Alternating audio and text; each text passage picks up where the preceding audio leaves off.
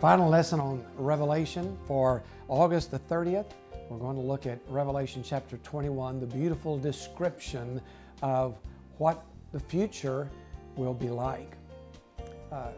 This is a day in television of reality shows. I'm not big into them myself. My wife likes a lot of them. One of the earlier of these reality shows was called the Extreme Makeover, where they would come and get the house and make it over in a beautiful way so the family could move in. And it was always amazing the kind of transformation they could bring. Well, those extreme makeovers, as great as they were absolutely nothing when compared to the extreme makeover that John talks about in the final passage in Revelation that we'll be looking at in Revelation chapter 21. He talks about the extreme makeover of our world, bringing the world to its conclusion, bringing the world back to what God intended in the beginning. It's a story, it's a picture, it's a vision of what God will do for us in the future. He might draw on some of these visions from some of the Old Testament prophets. For example, Isaiah 60, Isaiah 66, or Ezekiel chapter 40, verse 48. Some of those images work into this vision that John has here in Revelation chapter 21, verse 1, as he begins with the knowledge, with the statement, "Then I saw a new heaven and a new earth."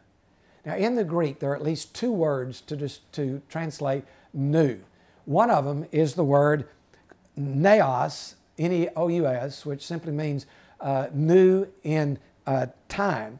And another word which is kainos, K-A-I-N-O-S, which means a new kind of thing.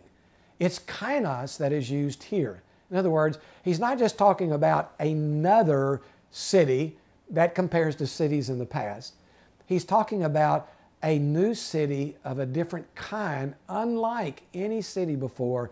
I saw a new heaven and, he says, a new earth.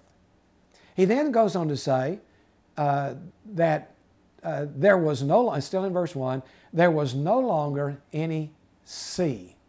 Now, what does that mean? Scholars find references or suggest references to two or three things.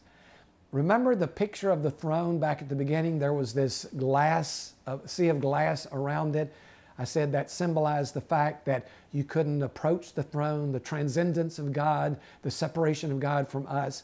Well, maybe John now is saying that sea of glass that separated us from the throne of God, it's gone. There is no more sea, and we can approach fearlessly, we can approach the very throne of God.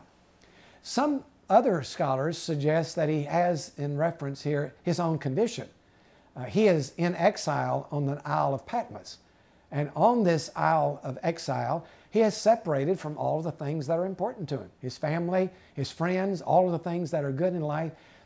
But in this vision, he describes a time where there will be no more sea to separate him on this island from the things that he wants most.